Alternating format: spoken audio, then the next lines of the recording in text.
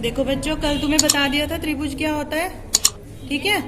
और उसमें कोण कितनी शीर्ष और कितनी भुजाएं होती हैं इसको तुम जानते हो, ठीक है। कोण कितनी तरह के होते हैं, देखो हम दो तरह से बांट सकते हैं। एक तो भुजाओं की लंबाई के आधार पर और एक कोण के आधार पर, ठीक है। अगर हम भुजाओं के नाप के आधार पर कोण को इसको त्रिभुज को बांटते हैं तो ये तीन तरह का होता है। सबसे पहला होता है विषमबाहु त्रिभुज। देखो विषमबाहु त्रिभुज कैसा होता है, जिस त्रिभुज की तीनों भुजाएं अलग अलग माप की होंगी वो कौन सा त्रिभुज होगा, विषमबाहु त्रिभुज। जैसे देखो इस त्रिभुज में ये 31 सेंटीमीटर लंबाई है इसकी, इस वाली भुजा की 21 सेंटीमीटर है और तीसरी भुजा की 29 सेंटीमीटर है। तीनों का माप अलग अलग हो गया, तो ये त्रिभुज कौन सा हुआ, विषमबाहु त्रिभुज। दूसरा है समद्विबाहु त्रिभुज। सम मीन्स समान, द्वि मीन्स दो, बाहु मीन्स भुजाएं। जिस त्रिभुज की दो भुजाएं एक समान माप की हों, ठीक है, और तीसरी अलग माप की हो, वो त्रिभुज कौन सा होगा, समद्विबाहु। जैसे इस त्रिभुज में ये 25 सेंटीमीटर है, दूसरा भी 25 सेंटीमीटर है, ठीक है। ये दो भुजाएं एक नाप की हो गई और तीसरी वाली 28 सेंटीमीटर है, तो इस त्रिभुज को हम क्या कहेंगे, समद्विबाहु त्रिभुज, ठीक है।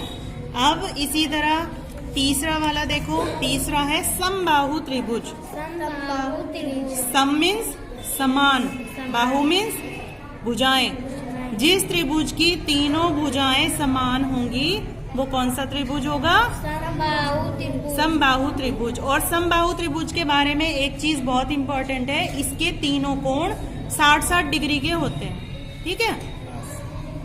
चलो अब ये हो गए, दूसरा हुआ कोण के आधार पर। ये तो भुजाओं के आधार पर तीन प्रकार का हो गया, ये कोण के आधार पे तीन प्रकार का होता है। देखो कोण तुम्हें सबने पढ़े है ना, पता है ना। न्यून कोण क्या होता है बताओ जरा, जो 90 से 90 डिग्री। कोण के साथ आपको डिग्री जरूर बोलना पड़ेगा।